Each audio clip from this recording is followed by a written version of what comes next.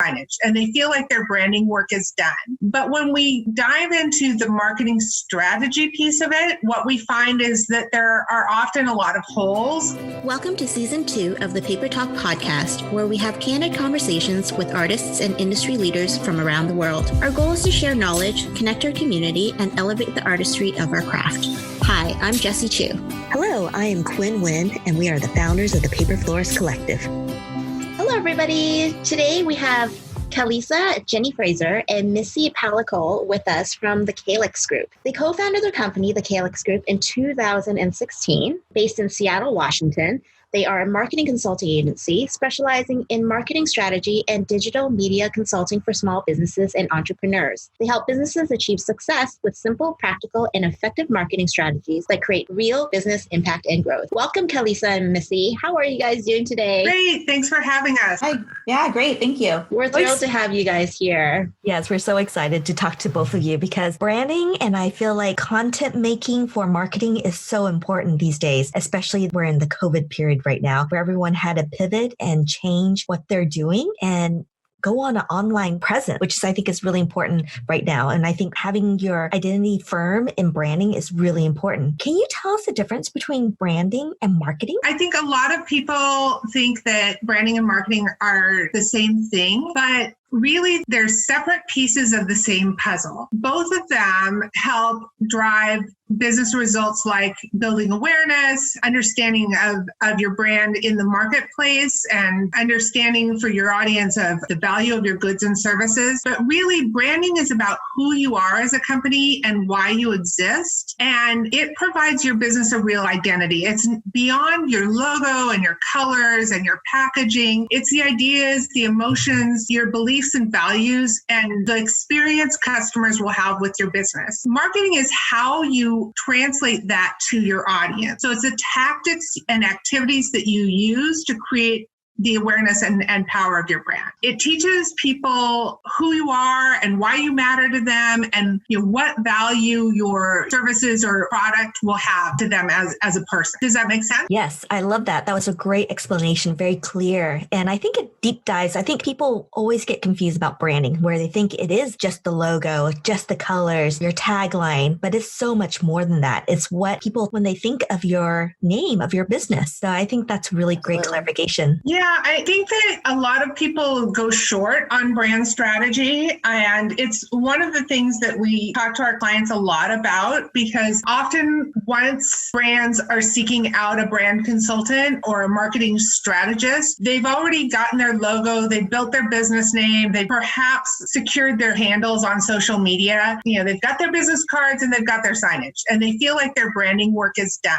But when we dive into the marketing strategy piece of it, what we find is that there are often a lot of holes, a lot of things that they haven't thought about, and it makes it really hard to clearly communicate the value of the brand or the offer when they haven't fully explored what their brand is. So having a good brand strategy helps improve all of that and allows you to derive more value out of the marketing tactics and plan that you put together. And having those two things align is super important because it makes sure that your customers have a solid understanding of who you are, and it creates a more consistent message and experience in the market. My question is, if a person was just starting out and building their business and they're looking at their branding and they've already got their business name, their logo, their colors, but we want them to delve a little bit more because branding to me is the foundation of your business that you can build upon. What are the building blocks they need to make sure they have completed before they jump off and do their marketing content? Yeah, I think especially if you have all those things in place already, one really concern that a lot of times gets overlooked is your tone and how you're going to approach your audience. Do you come off as super professional and kind of nerd, or are you coming off as like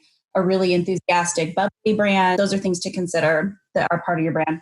The other thing too is your personas that go under your brand. So what is your audience? Who are they that you want to reach? Who's your ideal customer, right? Your avatar. Yeah, your avatar. And that there could be several. It's always best to start with one, obviously. Lisa and I usually take our clients through an exercise to at least identify 3 that you can, and there usually is tons more, right, Kalisa? I mean, we have some clients that have identified 10. Yeah.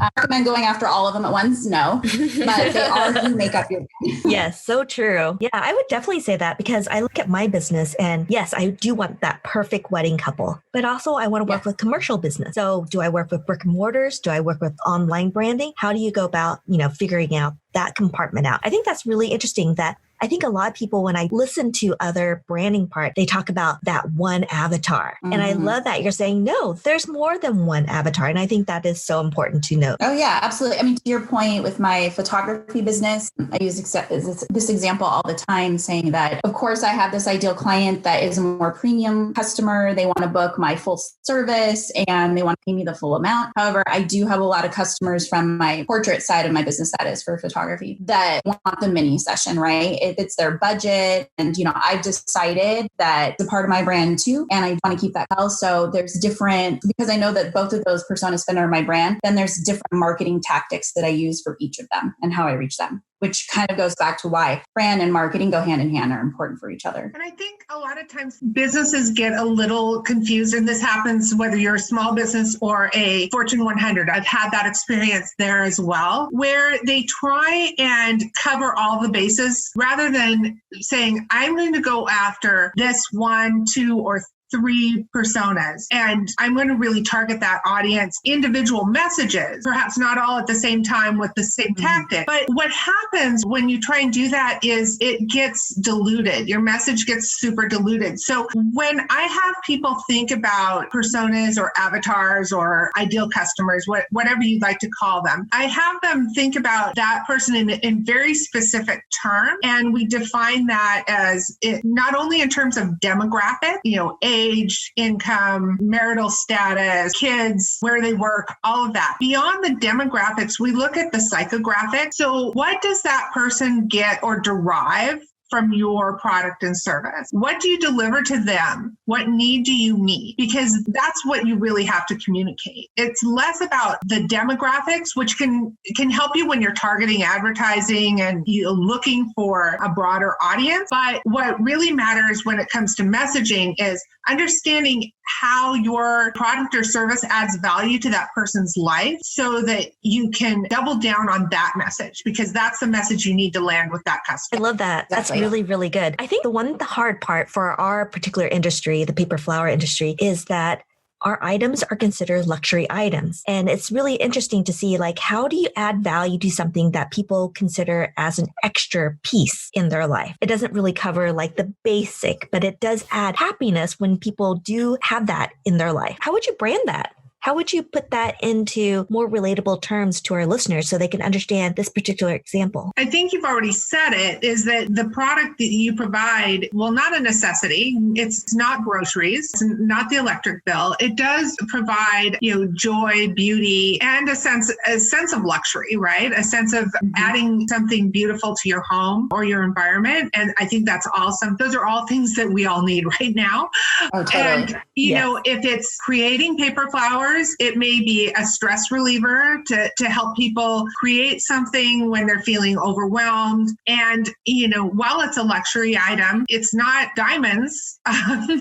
So I think it is attainable on a variety of budgets. So I think those are all messages that would land well with your brand, would land well with your audience. I also think that because luxury brands tend to thrive on the emotional connection with their audience, and that goes for, whether it's just a nice to have keeping item like paper flowers or something like a designer handbag, people are buying that because of the sense that the emotional satisfaction that it gives them. Mm-hmm. And that's where you should be targeting your messages. And that's, again, why we start with clarity around brand, because when you understand who your audience is and what they need and want, and how your brand can help them achieve that, you have already done a great deal of your messaging work and it can land that message succinctly with that audience. May I ask you, I hear it when I'm listening to what you're saying about branding and talking about your ideal avatar and what the message is for them. My question is, what is it for, let's say, the business owner or the creator? How does the brand relate to them? Because I mean, obviously part of it, it's not just, I want to sell to people who make over 200,000 or they love, let's say, and this is very stereotypical, I don't know, they love Hermes handbags and they love the color red and they wear high heels. And let's say you have your avatar. How does it relate to yourself in terms of, this is my creation. I'm creating something, a certain product. And because it's really me, let's say it really is,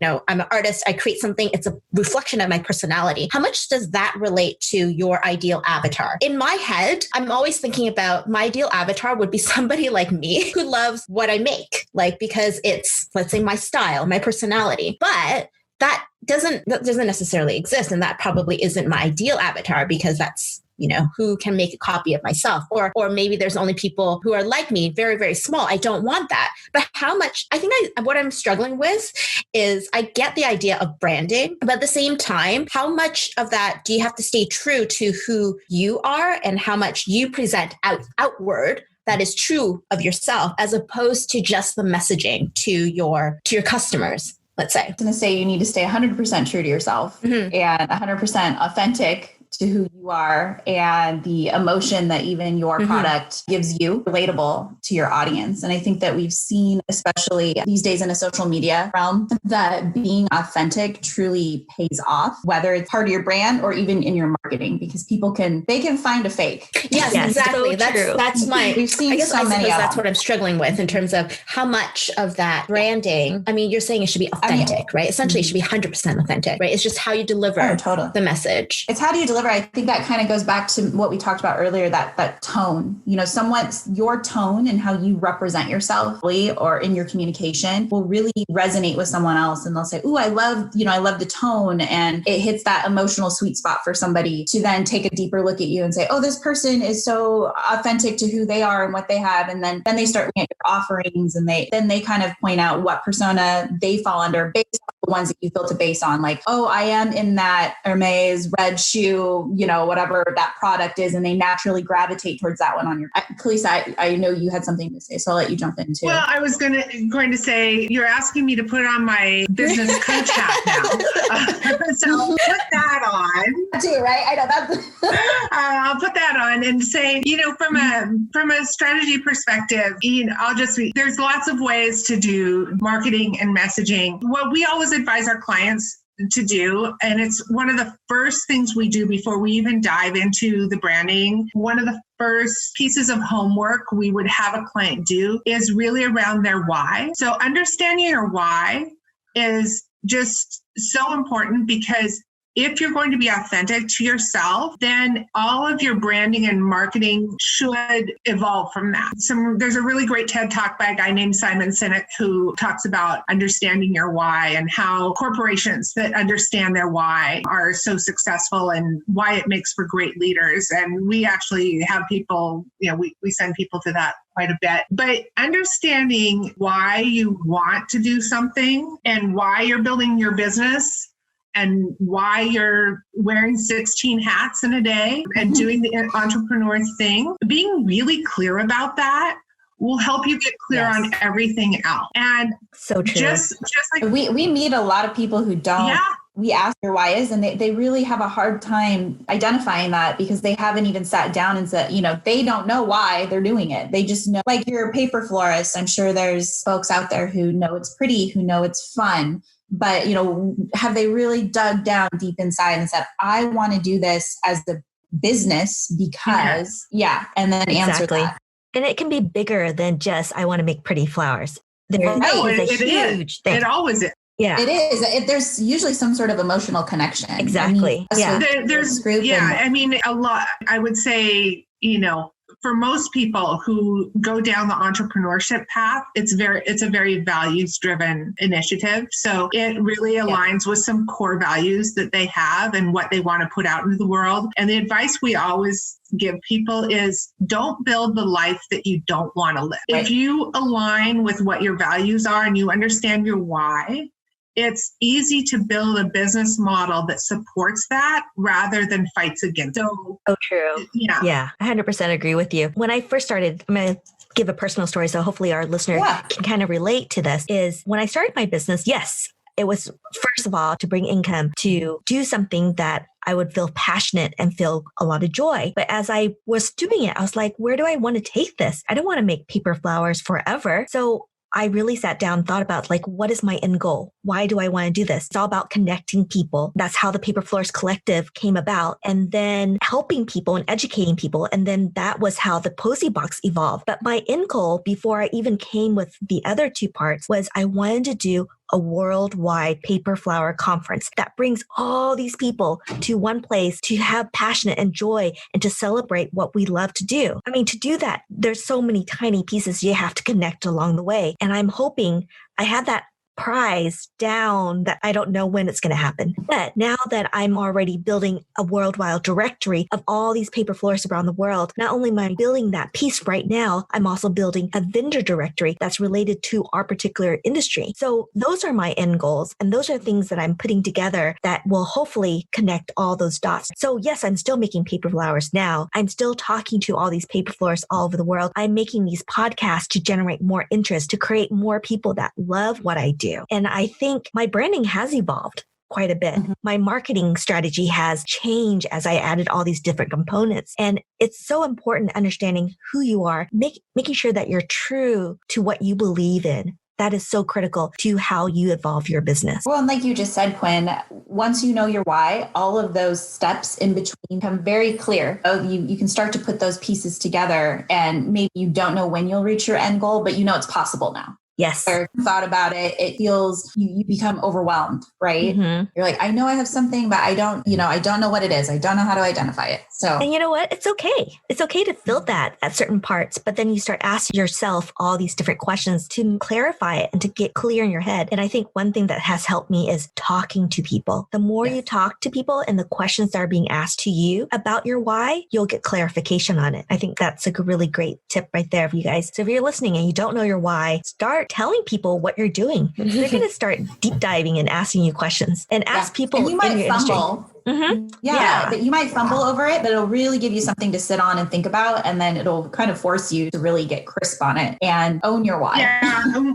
We tell people, like, we understand, like when we give them the first worksheet, we tell them, listen, you're going to dive into this. You're going to hate it. It's not going to be fun. You're going to put it aside. Don't try and do it in 1 hour session. Break it up, because there's a lot of thinking and feeling and exploration that needs to go on. You need to process the questions. Don't shortchange the process by trying to just churn it out. Give yourself time to think and reflect and really understand what you want out of this. Then you can align your audience to that why, versus saying, I want to sell to a person who looks like this. Mm-hmm. I want revenue that looks like this. Those are all business goals, but they should stem from a good understanding of why you're doing what you're doing, why you're engaging in this small business effort and doing all the hard work that comes with it. And then how you can share that story with customers that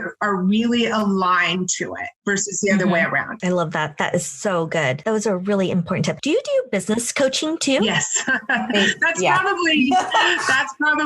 was what she knows, Rachel, Kalisa. Oh, so that's, Rachel. We did basically business acceleration with awesome. So a lot of what we do one-on-one work is what we call business acceleration. So somebody has an idea or they've started a brand and they just need to figure out how to start making money or go to market quickly. And so my background's in go to market, bringing new products to market for big companies. And so Missy dives in on kind of the brand and digital strategy piece, and I dive in on more of the business modeling and strategy piece. And we come together with, okay, here's how we think you should change your product, or here's how you should package your product. And Missy helps develop a digital strategy to get the product to the audience. And a lot of what we do for small business owners is a lot of coaching. Yeah. And we go through everything from the brand worksheets that we just kind of talked about. And we lead into kind of even a messaging framework so people know how to even reach. Yeah. And I noticed on your website, you offer a 30-minute free consultation. Want to take advantage of these two amazing, knowledgeable ladies. If you go to their website, kalyxgroup.com, you can get a free 30-minute consultation about your branding. You guys need to take advantage of this free offer that they're offering. We just love these two ladies so much. We're going to bring them back. We want to talk a little bit more about the marketing strategy. Stay tuned for next week, where we continue our conversation with Kalisa and Missy about branding and marketing. So if you guys are listening to this podcast, I want you to jump over to the Paper Talk blog site, read the questions and answer they have provided. It is it's complimentary to the podcast, but will give you so much more information. There are links and bios. Do's Go and check don'ts. it out. Yes, do's and don'ts. So important. Yeah, we want you guys to have blooming businesses, thriving businesses, and learn tons of entrepreneurial tips from these two amazing ladies. So these amazing ladies have agreed to provide us with a worksheet to help you guys work through your why. It's called a brand audit worksheet, and it includes a why worksheet. Kalisa, do you mind telling us a little bit about this PDF? If you go to our website, you'll be able to download this workbook, and it really contains everything that will allow you to pull together information about your purpose, what your brand stands for, who your audience is, and how you're different. And it takes a little bit to do. So it'll take about 4 hours, but by the end of filling out this worksheet, you'll be able to understand how all those attributes ladder up to your brand, and it will make all of your effort going forward a little easier. I love that. I feel like everyone should go through one of these. I know. I feel like I should go through that worksheet. Even if you think you have a strong brand. Yeah. I mean, you can always learn from absolutely. Like I said in the podcast, your brand is more than your font or your color palette. It's really a strategic tool for companies to help make better decisions faster, because they know who they are and they know why they're doing what they're doing. And it just allows you to make more informed. So this is a collection of tools that we've tried and tested, and we think are really useful for every company to go through, no matter what their size. Well, thank you so much for offering this worksheet. I'm sure our listeners are going to find so much value in going through that exercise. Thank you so much, Kalisa and Missy, for joining us. Thanks for having us.